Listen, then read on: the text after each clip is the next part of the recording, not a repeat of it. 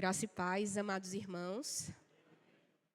Eu já peço desculpas, porque essa noite eu estou um pouco adoentada, mas não se preocupem, não é nada contagioso. Eu estou com rinite, sinusite e bronquite. Mas na glória nós teremos um corpo de glória, amém? Esta noite eu gostaria de meditar com vocês em um texto bem conhecido. E todas as vezes que eu tenho a oportunidade de pregar em um texto conhecido, eu me lembro de uma lição que eu aprendi com um pastor e professor muito querido. Ele disse que os textos conhecidos, eles também são muito importantes. Afinal de contas, é deles que a gente tira muitas vezes as maiores riquezas. E é expondo os textos conhecidos que a gente fica mais certos de que a palavra de Deus é rica, profunda e eficaz. Às vezes, quando nós estamos lendo um texto conhecido, a gente pensa, não, eu já li, ou eu já ouvi sobre esse texto antes. Mas sempre há uma lição a ser aprendida. E eu guardei isso no coração. Por isso, eu gostaria de convidar vocês a abrir a Bíblia em Gênesis, capítulo 39.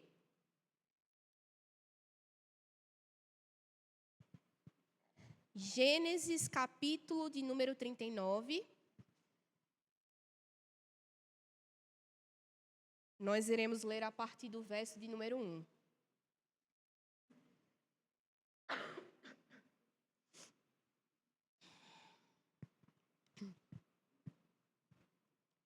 Amém? José foi levado ao Egito, e Potifar, oficial de Faraó, comandante da guarda egípcio, comprou-o dos ismaelitas que o tinham levado para lá.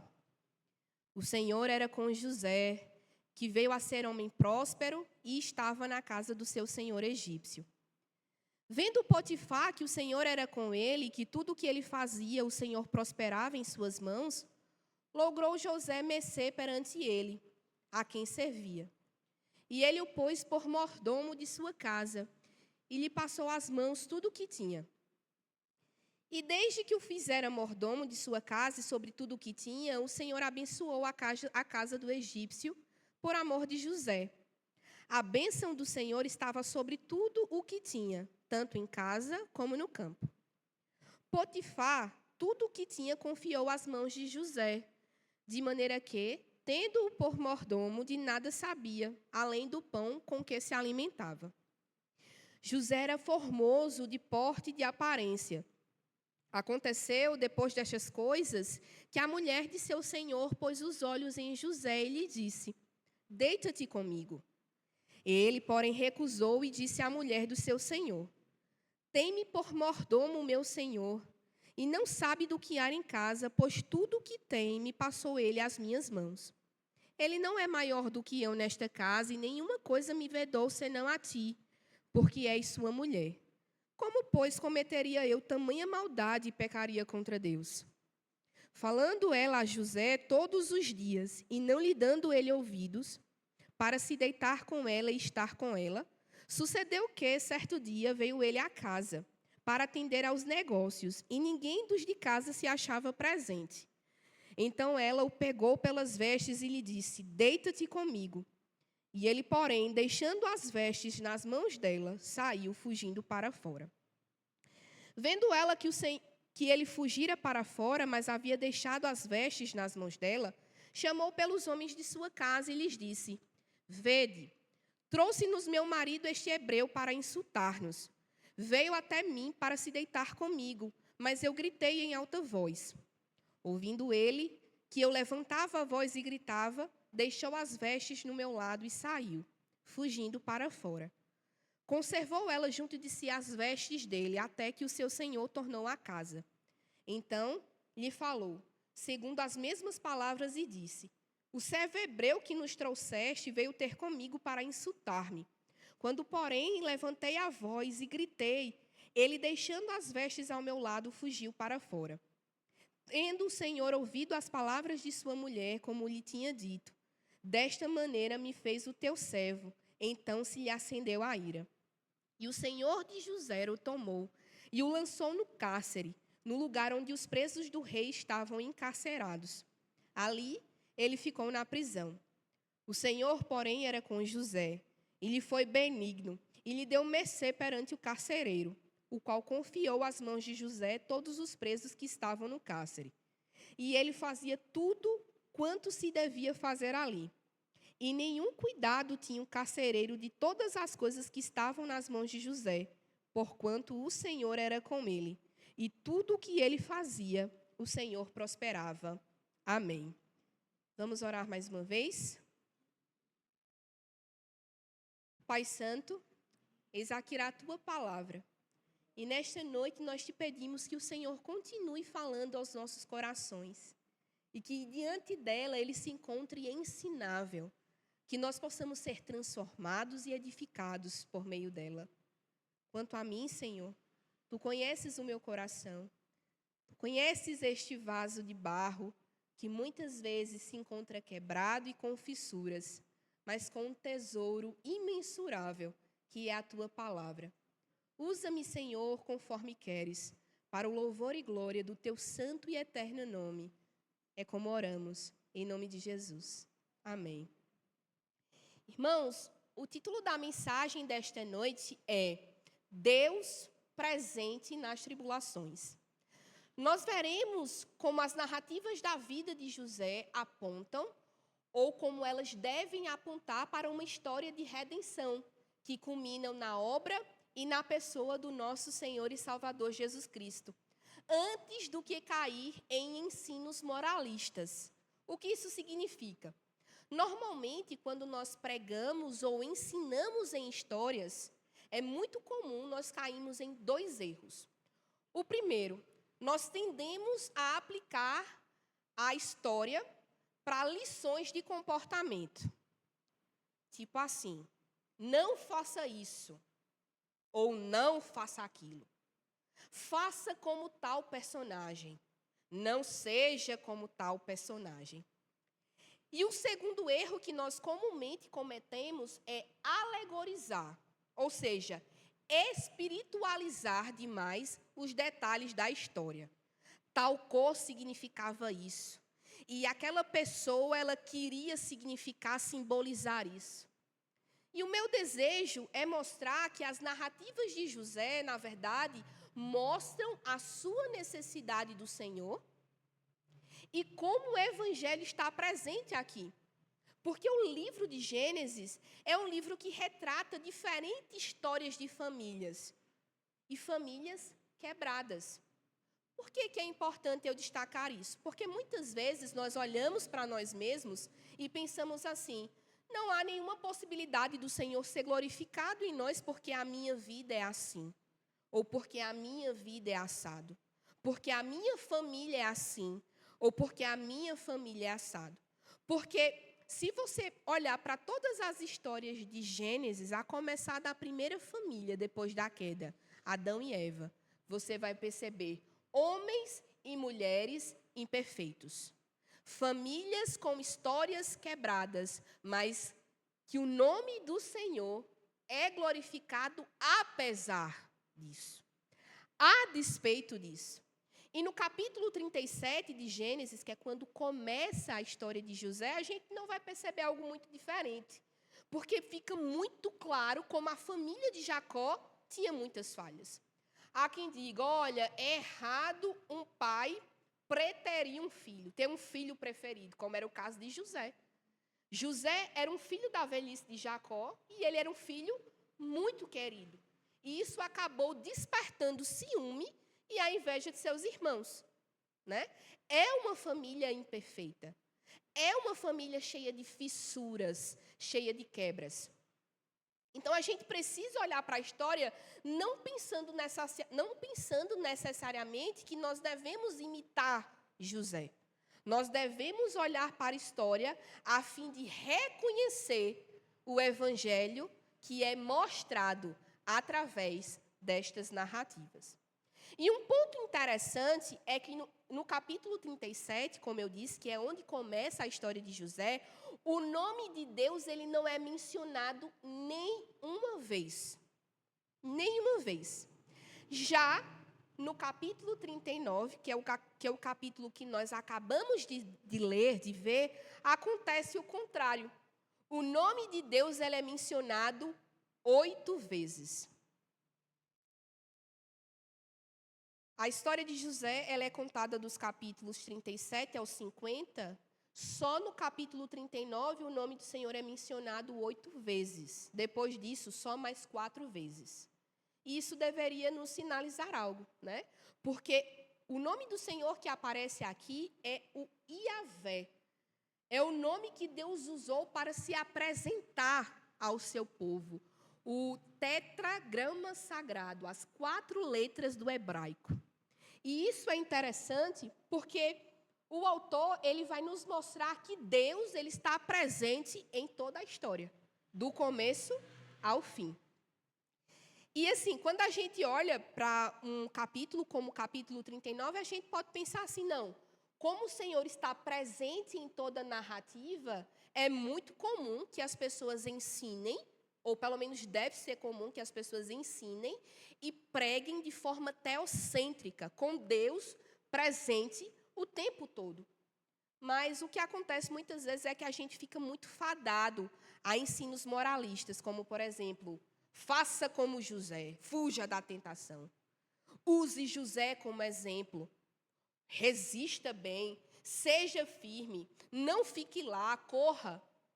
E é verdade que José é exemplar no fugir da tentação. Mas quando a gente tem um capítulo onde o nome do Senhor é citado no começo, no meio e no fim, inclusive emoldurando toda a história, é muito reducionista a gente ensinar apenas fuja da tentação. Vocês não acham?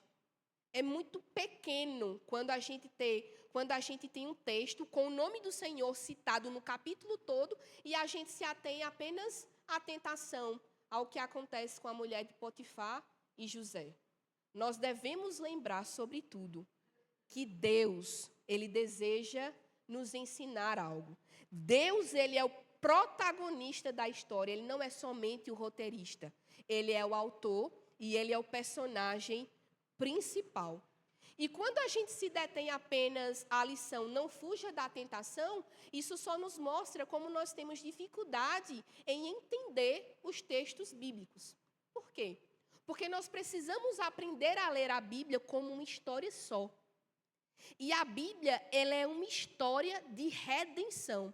E quando eu digo que a Bíblia é uma história de redenção, quer dizer que ela vai nos mostrar como Deus traçou um plano perfeito onde ele salvaria um povo, né? Então, todas as vezes que a gente for ler uma história, uma narrativa bíblica, a gente deve pensar o seguinte: o que essa porção fala sobre o meu pecado e a minha necessidade de redenção? O que essa porção de texto fala sobre as minhas fraquezas, sobre as minhas dificuldades e a minha necessidade de um Salvador? Isto é, precisamos ler a história sempre procurando qual é o grande feito do Senhor. O que ele está fazendo? O que ele está ensinando? E nesse texto, por incrível que pareça, nós vamos ver que Deus ele está presente nas tribulações. E por que nós precisamos considerar isso? Porque nós, como fracos que somos, como pequenos que somos, nós temos dificuldade de enxergar a Deus quando as circunstâncias não estão boas. Nós temos uma dificuldade de perceber a presença de Deus quando as coisas não vão bem, quando as coisas começam a dar errado. Você já percebeu? É muito fácil a gente agradecer a Deus quando a gente consegue contemplar a sua providência bondosa, a providência tranquila de Deus. É fácil agradecer a Deus quando tudo vai bem. Senhor, muito obrigada por minha casa, obrigada, Senhor, por este alimento, obrigada pelo marido que o Senhor me deu, obrigada, Senhor, por me dar um transporte que me permite vir à casa do Senhor, obrigada pelo meu emprego. Mas e quando as coisas começam a dar errado? Será que a gente consegue ter essa mesma percepção? Será que a gente consegue enxergar a providência bondosa de Deus da mesma forma? Nós conseguimos? E este capítulo, ele é muito interessante porque ele vai descrever uma das cenas mais tensas da vida de José. Mas é onde Deus mais aparece. É onde Deus mais aparece. É onde a sua presença vai ser mais notória. Não é quando tudo está dando certo. É quando tudo está dando errado. Isso nos lembra o Salmo 46.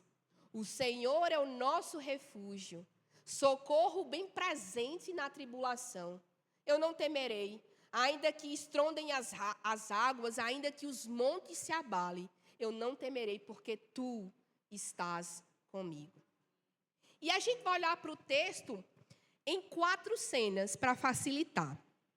A primeira cena é como José foi próspero na casa de Potifar. Como o Senhor fez José prosperar. A segunda cena é a tentação da mulher de Potifar. A terceira cena é o que acontece com José quando ele não cede à tentação da mulher de Potifar. E, por fim, a bênção de Deus sobre José quando ele está na prisão. Vamos à primeira cena, dos versos 1 ao verso de número 6. Nós podemos perceber que a história ela começa bem, né? José, ele tinha sido vendido como escravo por seus irmãos, como eu disse antes, por causa da inveja que eles sentiram.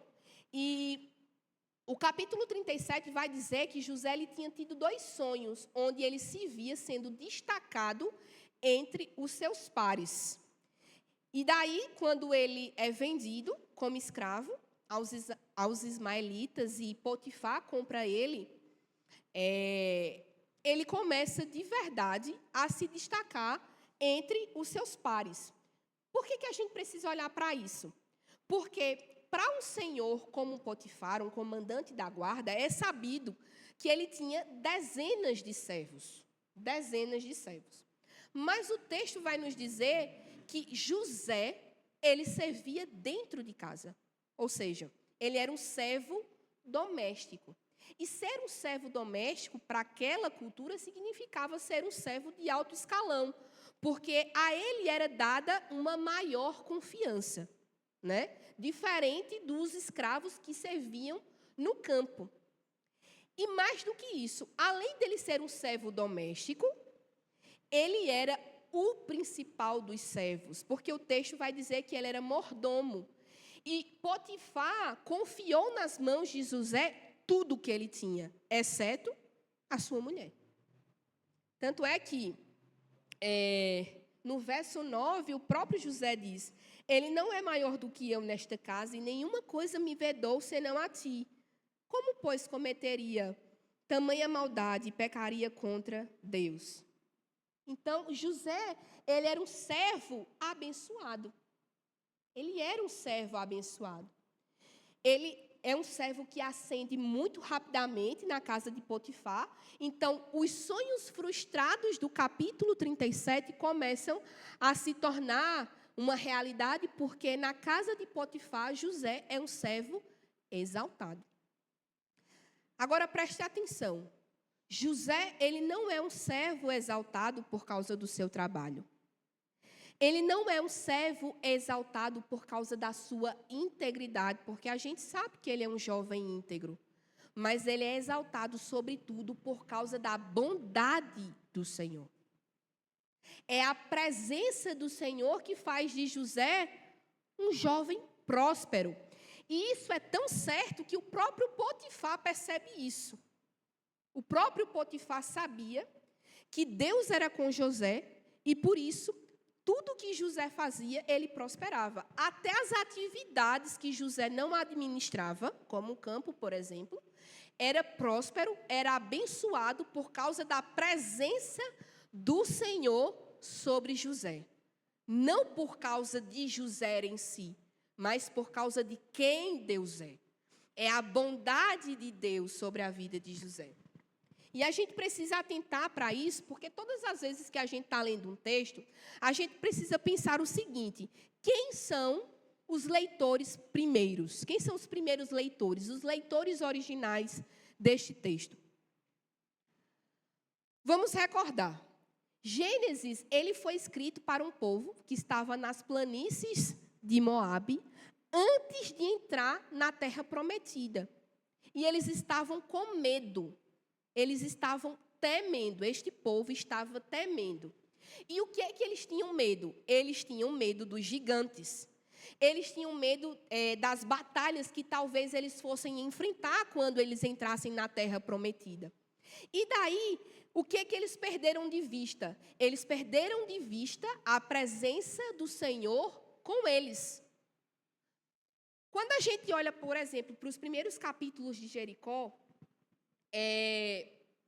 Josué envia alguns espias para dar uma sondada na terra, e uma prostituta chamada Raabe vai dizer aos espias: olha, a fama do teu Deus está correndo por aqui. Todos sabem que ele é poderoso. Todo mundo está sabendo que ele abriu o mar para o povo passar. Todos sabem que o teu Deus é poderoso. O engraçado é que eles não lembravam disso. O interessante é que o próprio povo não estava atento para isso. E aí a intenção era o seguinte, que quando o povo, antes de entrar na terra prometida, ao ler essas histórias, eles pensassem assim: poxa vida, eu estou no deserto, mas o Senhor é comigo. Não faz sentido eu ter medo, porque o Senhor tem me dado provas da sua presença. Ele nem precisava, mas Ele tem me dado evidências de que Ele está aqui. Como? Suas roupas não ficaram velhas, suas sandálias não se desgastavam. Deus fazia comida cair do céu todos os dias.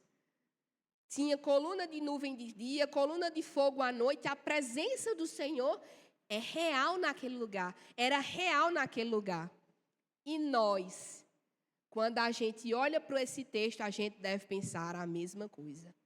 Se Deus era com eles, se Deus fez tamanhas obras, isto é verdadeiro ao nosso respeito também. A presença do Senhor conosco nas nossas adversidades, nas nossas dificuldades, também é uma realidade. O mesmo Deus que estava com Moisés, o mesmo Deus que estava com Abraão, o mesmo Deus que estava com Isaac, o mesmo Deus que estava com Jacó, o Deus que estava com José, que esteve com Davi, com Daniel e com tantos outros, é o mesmo que está conosco. Ele não mudou. Como o presbítero Alessandro disse, ele é imutável. Ele continua o mesmo. Nele não há sombra de variação, porque ele é perfeito.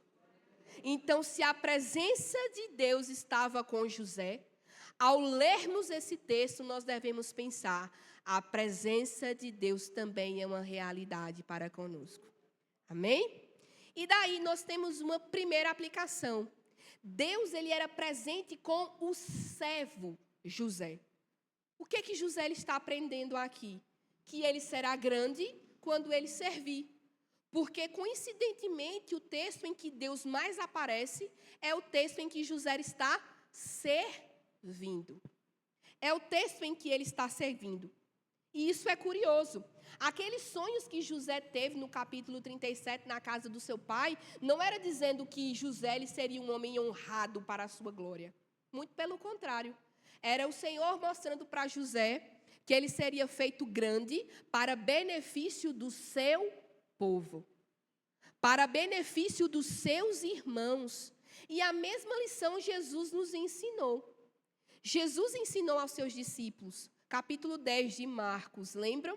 Quando Tiago e João fazem uma pergunta muito presunçosa: Senhor, quando estiveres na glória, a gente pode sentar um à esquerda e o outro à direita? E daí Jesus vai lembrá-los mais uma vez que aquele que quer se exaltar, ele tem que se humilhar. Que aquele que quer ser grande no reino de Deus, ele tem que ser pequeno. O Senhor lembra isso quando ele vai lavar os pés dos discípulos, que aquele que deveria ser servido por aquelas mãos estava servindo para lhes dar exemplo. Tanto é que Pedro diz, não faz isso, não faz sentido o Senhor lavar os meus pés. E o Senhor disse, se eu não te lavar, eu não tenho parte contigo. E Pedro diz, então, me lava por inteiro. Jesus estava fazendo isso para nos dar exemplo. José, ele está ali porque ele estará aprendendo a servir, porque logo depois ele vai servir a um povo. Ele vai servir a sua família. E este é o caminho de Cristo. Quanto mais a gente serve, mais a presença do Senhor fica notória em nós. Quanto mais a gente se exalta, isso fica menos perceptível. Isso fica menos perceptível. Então, Deus era com o servo José. Segunda cena. No final do verso 6, parece ter tido uma mudança drástica. Por quê? O narrador diz o seguinte: Potifar, tudo que tinha, confiou às mãos de José, de maneira que, tendo por mordomo, de nada sabia, além do pão com que se alimentava. José era formoso de porte e de aparência. Quando você está lendo o texto, você fica pensando assim, na parte final, o que é que a aparência dele tem a ver com o que ele estava falando, com o que o narrador está falando? Por que essa informação é relevante? Porque a aparência de José, a beleza de José vai se tornar uma ocasião para a tentação. Porque a mulher de José, ela vai cobiçar José. E isso não acontece uma vez. O próprio texto vai dizer que isso acontecia todos os dias. Irmãos, isso acontecia, verso 10, todos os dias. E José não lhe dava ouvido. Não lhe dava ouvido. Até que aconteceu que um dia ele estava sozinho, ele tinha ido para a casa do seu senhor para resolver negócios, e ela mais uma vez insistiu. Ela investiu nessa tentativa de se deitar com José. E José não perde tempo, ele foge. Ele foge. E a gente vê que à medida que José ele vai crescendo na casa de Potifar, a tentação de José também vai crescendo em intensidade. Em intensidade. A gente precisa entender que existem vários tipos de tentação. As tentações mais comuns, a gente pode mencionar uma que advém sobre quando algo nos é privado. Isso significa que a nossa tentação é quando a gente busca algo para ter conforto. E existe uma outra tentação que advém de tempos de bonança. Ou seja, é quando a gente quer um tipo de recompensa, uma estrelinha na nossa coroa por ter sido obediente. Como assim? Senhor, eu não menti no meu trabalho. Me faz prosperar aqui. Ah, Senhor, eu tomei os remédios todos certinhos, eu comi bem, eu fiz a dieta que a nutricionista prescreveu, me exercitei, por favor, me recompensa com os bons resultados no exame de sangue. A gente quer uma recompensa. A gente poderia pensar assim, José, ele era um servo bom, ele era um servo íntegro, mas ele não permaneceu obediente por causa da recompensa que ele teria. Ele permaneceu obediente por causa do seu zelo para com o Senhor. Por causa do zelo que ele tinha para com o Senhor. É tanto que, no verso 9, como a gente já leu, ele diz, como, pois, eu cometeria tamanha maldade contra o meu Senhor? E aqui a gente percebe duas motivações de José. Seu amor a Deus e seu amor ao próximo. Vocês conseguem perceber algum outro texto que tem uma relação com isso? Os dois grandes mandamentos. José tinha por motivação o seu amor a Deus e o seu amor ao próximo. Por isso que a gente precisa pensar no seguinte: todas as vezes que a gente estiver ensinando uma história conhecida, uma lição, seria muito reducionista se a gente dissesse assim, faça como José, fuja da tentação. Faça como José, corra, seria muito reducionista. Sabe por quê? Porque nós precisamos aprender a enxergar o que o narrador está dizendo. Se o narrador disse que o Senhor estava no começo, que o Senhor está no meio, que o Senhor está no final, José, ele é santo por causa do Senhor. José, ele persevera em santidade porque Deus o preserva em santidade. É o Senhor que é o protagonista principal. Não que ensinar a fugir da tentação seja errado.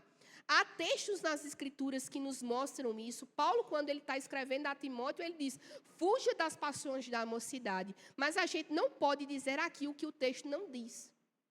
Nós devemos tentar entender o que o texto está dizendo. E claramente, José ele se mantém santo, porque a presença do Senhor era com ele. Era a presença do Senhor que manteve este jovem santo.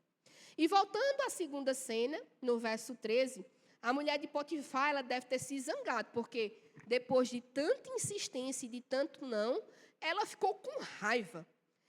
E é isso que é uma paixão descontrolada. Uma paixão, um coração que não é governado pelo Senhor. Porque quando ela não foi satisfeita, quando ela não teve o seu desejo satisfeito, ela se vira contra ele. Ela queria ele. Mas agora que ele não me satisfez, eu vou ser contra você. E aí ela trama um engano e a história muda drasticamente. O que eu acho interessante é que o narrador ele faz questão de nos dar alguns detalhes. No começo do capítulo ele diz, tudo estava nas mãos de José e confiou Potifar tudo nas suas mãos. E daí, no verso 13, as vestes de José estão na mão da mulher de Potifar. A história muda drasticamente, mas isso não altera em nada o soberano plano do Senhor na vida de José. E daí nós temos uma segunda aplicação. Nós somos tentados a não enxergar Deus em meio às tribulações. Mas existe um detalhe aqui na história que muitas vezes nos passa desapercebido. Que é o quê? Precisamos atentar para um detalhe cultural que acontece aqui no texto. Muitos comentaristas vão dizer que Potifar não deveria ter lançado José na prisão, porque em muitas culturas uma tentativa de estupro era digno de pena de morte. Era digno de pena de morte. E por que Potifar não faz isso? Existem algumas especulações de que provavelmente Potifar ele conhecia o caráter duvidoso da sua mulher. De que talvez ela estivesse mentindo. Por que existem essas especulações? Porque ele coloca José na prisão onde ficam os prisioneiros do rei. E quem é o chefe da guarda? Ele, é Potifar. Ele coloca José em uma prisão onde ele teria um sofrimento mais ameno, mais amenizado, e Potifar poderia o quê? Manter os olhos nele. Eu não estou dizendo que isso é um fato explícito, porque o texto não nos diz. É uma especulação. O que eu posso dizer a você é o seguinte, se Potifar achou isso ou não, o que a gente sabe é que José não morreu porque Deus era com José. Isso é que fica evidente para nós.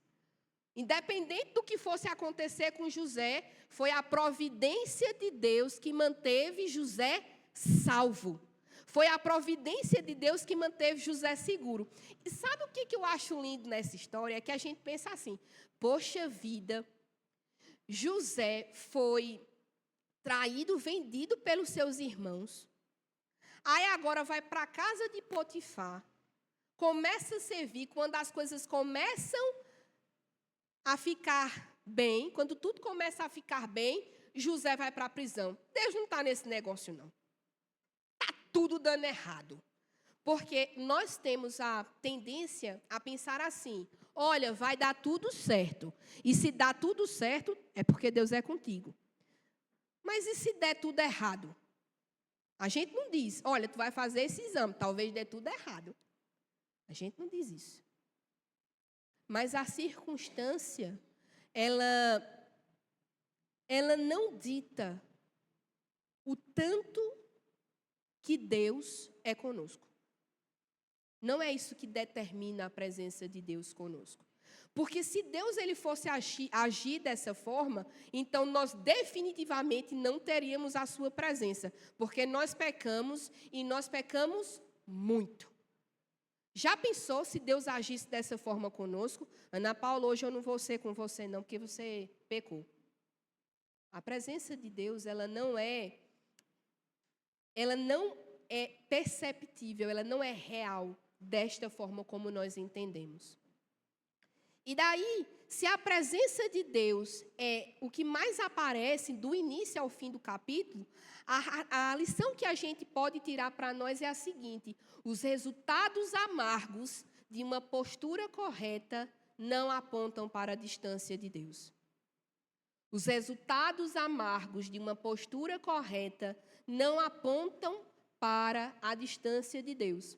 Porque não poucas vezes a gente se questiona da presença de Deus a depender do que está acontecendo. Então, se tudo vai bem, Deus está comigo. Se as coisas não vão bem, então Deus não está comigo. Mas a presença do Senhor, ela é ultra circunstancial. Ela não depende de circunstância. Se eu estou doente, se eu estou enfrentando alguma adversidade, alguma provação, eu não deveria entender a presença de Deus como se Ele estivesse me abandonando, como se Ele estivesse longe de mim. Pelo contrário, o que o texto está dizendo é: o Senhor era com José. José foi preso, mas o Senhor era com ele. O Senhor era com ele. O Senhor, Deus, está conosco em todo momento na tribulação. Este é o ponto. O texto está nos mostrando a presença do Senhor, apesar das circunstâncias. E enquanto eu meditava nisso, eu me lembrei do Salmo 73, quando Asaf, ele começa a questionar a Deus porque os ímpios prosperam e ele não. Ele, alguém que guardava os mandamentos do Senhor, que servia na casa do Senhor, inclusive. E daí, no verso 13 do Salmo, ele diz: conservei inutilmente o meu coração puro. Foi-me inútil conservar puro o coração, porque eu obedeço, mas quem prospera é o ímpio? Como assim? Eu deveria obedecer e prosperar, esta deveria ser a recompensa. Até que o texto vai dizer que ele entra na presença do Senhor, no santuário do Altíssimo, e fica claro para Asaf no texto, fica claro que Deus ele não está alheio à perversidade e à impiedade dos homens. E quando Asaf, ainda no texto, compreende isso, ele diz: outro bem não possuo senão a ti. Tu és o meu maior deleite, tu és o meu maior tesouro, e esta deveria ser a nossa percepção na tribulação. O Senhor é o nosso maior deleite. Mesmo que a gente não tenha nada, mesmo que nos seja tirado tudo, o Senhor, Ele é o nosso maior deleite. O Senhor é o nosso maior tesouro. O que isso significa? Significa que se você perder seu emprego, o Senhor é contigo e Ele é o teu maior deleite.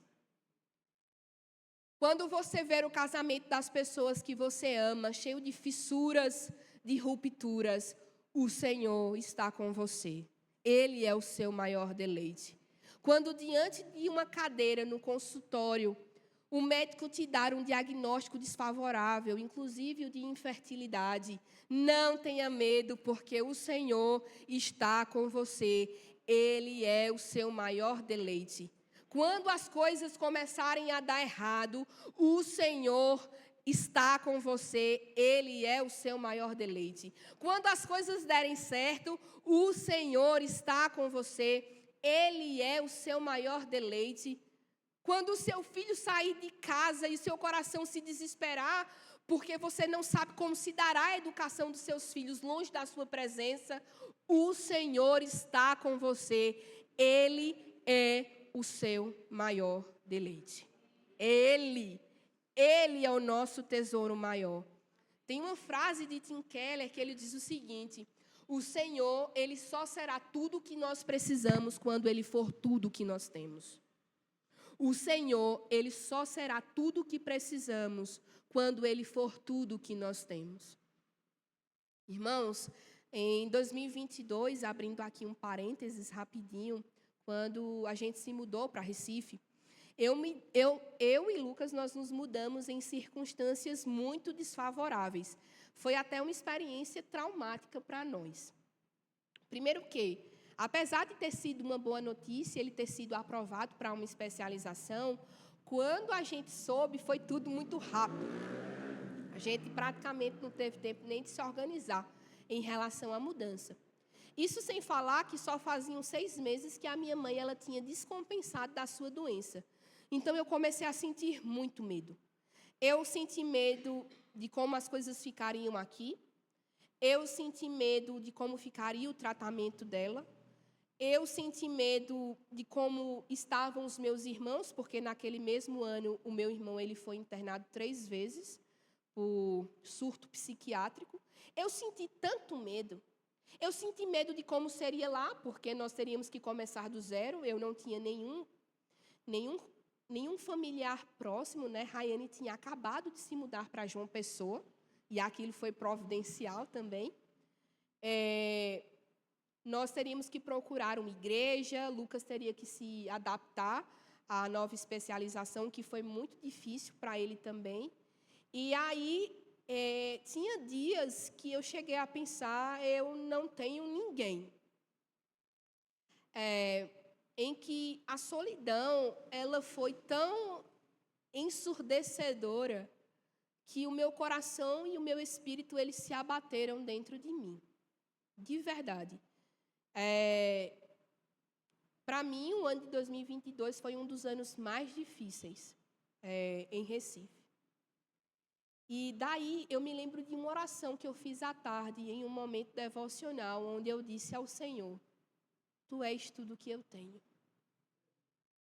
E naquele instante, a sua presença se tornou doce para mim. Eu não sei dizer, quando nós estamos enfrentando uma adversidade, Ele fala mais claro aos nossos ouvidos. C.S. Lewis vai dizer que na tribulação o Senhor ele fala conosco usando um megafone. A sua voz é clara, a sua voz é audível, é perceptível. E eu lembro que teve uma noite que eu estava dormindo e eu sonhei que eu estava aqui, pregando a palavra do Senhor, e daí eu só lembro que eu vi a referência. Eu nunca tinha meditado tão profundamente naquele texto, mas eu lembro como ontem a referência que estava no meu bloco de notas, que era 2 Samuel, capítulo 22, versículo 17. Onde Davi, no momento final da sua vida, ele disse: Do alto ele me estendeu a mão e me tirou do meio de muitas águas. Do alto ele me estendeu a mão e me tirou do meio de muitas águas. E eu sabia que o Senhor estava fazendo aquilo comigo. Que Ele estava me tirando do meio das águas da aflição, da tristeza, do medo, do desânimo. Ele estava me estendendo a sua mão. E Ele, agora eu entendo, quando eu não tinha nada, eu percebi que Ele é tudo o que eu tenho. Ele é tudo o que eu tenho. A presença do Senhor é o nosso deleite, quando a gente não experimentar nada, exceto a presença de Deus. Ele é o nosso deleite. Nós passamos a ter uma percepção mais preciosa dele, quando a gente começa a perder as coisas que a gente mais ama. E aí, olhando para a cena final, o Senhor o faz prosperar novamente. O texto vai dizer que o Senhor, verso 22, ele foi benigno. 21, na verdade, perdão. Que o Senhor ele foi benigno para com José. E o termo aqui é amoroso. Hesed, no hebraico, significa amoroso, benigno, misericordioso. O Senhor amou a José e amou a nós com amor leal, com amor verdadeiro, com amor compassivo e cheio de misericórdia. E Deus o fez prosperar no cárcere, diante do carcereiro, até o carcereiro colocou tudo nas mãos de José para que ele pudesse administrar. Então, o Senhor mais uma vez estava mostrando como ele é presente na tribulação. Tem uma canção de Estênios Márcios, que a gente estava cantando ela em casa desde ontem, onde o refrão diz o seguinte: o seu amor é tão forte, mais que o inferno e a morte, são torrentes que arrebentam o chão. É mais fácil secar os mares, apagar estrelas antares, que são estrelas que nunca se apagam, que arrancar o amor do seu coração. Este é o amor de Deus por nós. Por fim, a última aplicação: o maravilhoso plano do Senhor não nos livra de humilhação, mas nos conforta com a sua presença real e verdadeira. Deus trabalha em nossas vidas até quando a gente não consegue sentir a sua presença, quando nós não conseguimos rastrear a sua mão, porque a gente não precisa sentir que Ele está perto, não precisa ser uma experiência sensorial, a gente precisa crer, porque foi isso que Ele disse a Tomé: bem-aventurados que não viram e creram, porque isso é verdade. A presença do Senhor, ela é verdadeira. E há várias coisas nessa história que apontam para Cristo. Nós vemos um paralelo de José com Jesus. Primeiro, ele é amado pelo seu pai e desprezado pelos seus irmãos. Ele é tentado e perseguido por causa da justiça. Ele é considerado um malfeitor mediante um tribunal injusto. E ele é exaltado sobre os seus irmãos. Este é o paralelo de Jesus com José. José, ele vai nos apontar para o nosso representante, para o conservador e preservador das nossas almas. Mas também José é só José, um homem como eu e como você, carente, pecador, imperfeito. Porque se José foi descrito como formoso, Jesus ele é descrito como desprezível de aparência. Se José fugiu da tentação, Jesus a enfrentou para ser vitorioso em nosso lugar. Se José teve o Senhor presente com ele na sua humilhação, Jesus experimentou a sua ausência substitutivamente. Toda a história da redenção não aponta só o que Deus fez, mas o que Deus faz em nós e através de nós. Nós devemos ser gratos a Ele, porque Ele olhou para nós, miseráveis, pobres, cegos e nus, e decidiu nos usar como instrumento, testemunhas da sua glória e do seu amor e da sua presença que é verdadeira. Amém? Eu concluo só com uma citação muito querida e muito cara ao meu coração, que diz o seguinte: minha vida é apenas uma tapeçaria entre mim e o meu Senhor. Eu não escolho as cores. Ele trabalha incansavelmente. Muitas vezes ele tece tristeza e eu, em tolo orgulho, esqueço que ele vê o lado certo. E eu apenas o avesso. Apenas quando o tear ficar mudo e as laçadeiras cessarem de esvoaçar, então Deus desenrolará a tela e me explicará a razão de tudo.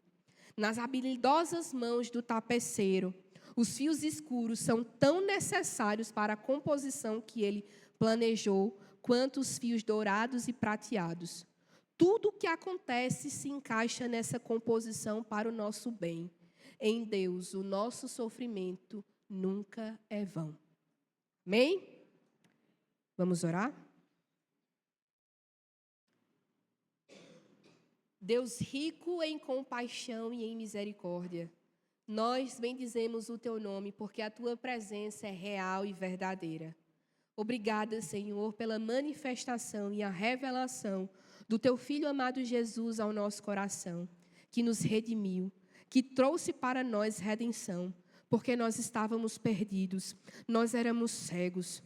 Senhor, perdoa-nos, porque muitas vezes os nossos amores, eles são distorcidos. Os nossos amores, Senhor, são desorganizados. Nós precisamos de Ti. Obrigada, Senhor, por tua presença conosco. Santifica-nos, Senhor, porque tu és o Deus que nos santifica. Purifica-nos, Senhor, para a honra e glória do teu santo e eterno nome. E que o Senhor se alegre ao olhar para nós, ao nos ver servos e servas, testemunhas fiéis do Deus amoroso e poderoso. Permanece conosco, Senhor, nesta noite. Glorifica o teu nome em nosso coração. Em nome de Jesus. Amém.